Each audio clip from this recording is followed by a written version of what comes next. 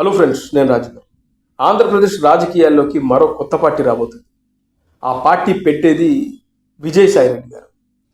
మాజీ MP, YSRCP party అధినేత జగన్మోహన్ రెడ్డి గారికి అత్యంత సన్నిహితుడు.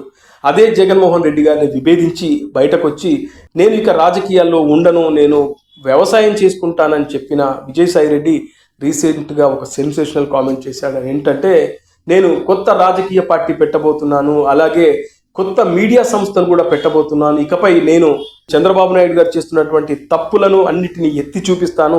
ఇక నా రాజకీయ ప్రస్థానం మరో కొత్త రూట్లో వెళ్ళబోతుంది అని చెప్పేసి ఆయన ఒక ప్రకటన చేశారు.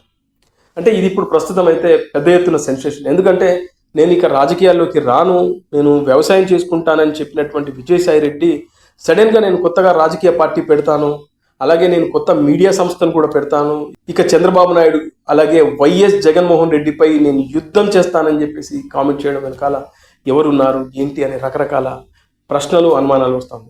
అయితే విజయసాయిరెడ్డి ఆయన చెప్పినట్లు నేను వ్యవసాయం చేసుకుంటానని చెప్పడం అనేది అది కేవలం ఆ సందర్భంలో అప్పుడు రాజకీయాల్లోకి నుంచి బయటకు వెళ్ళే సమయంలో ఇక నేను రాజకీయాల్లో ఉండను, వ్యవసాయం చేసుకుంటానని కేవలం ఒక మాటగా మాట్లాడాడు. కానీ తప్పితే ఆయన ఖచ్చితంగా ఏదో రోజు నాడు మళ్ళీ రాజకీయాల్లోకి వస్తాడు, ఏదో ఒక పార్టీలో చేరుతాడని అందరికీ తెలుసు. అయితే ఆయన బీజేపీలో చేరుతారో అనే అనుమానాలు వచ్చాయి. ఇప్పుడు ఈ పార్టీ పెట్టినా కూడా దీని వెనకాల ఢిల్లీకి సంబంధించినటువంటి బీజేపీ ఒకరిద్దరు పెద్దలు ఉన్నారు, ఆయన ద్వారానే అంటే వాళ్ళే వెనకాల ఉండి పార్టీ పెట్టిస్తున్నారనే కామెంట్లు కూడా వినబడుతున్నాయి. అవి వైఎస్ఆర్సీపీ వాళ్ళే చేశారు. ఫైనల్గా ఎవరైనా రాజకీయ పార్టీ పెట్టచ్చు. అలాగే విజయసాయిరెడ్డికి బాగా డబ్బు ఉంది కాబట్టి మీడియా సంస్థలు కూడా పెట్టచ్చు. అయితే రాజకీయాల్లో నిలబడమే చాలా చాలా కష్టం. ఎందుకంటే చాలామంది పార్టీలు పెట్టారు, నిలబడలేక విలీనాలు చేశారు. అంత ఈజీ కాదు. ప్రస్తుతం ఆంధ్రప్రదేశ్లో జనాలకు కూడా తెలియని చాలా రాజకీయ పార్టీలు ఉన్నాయి.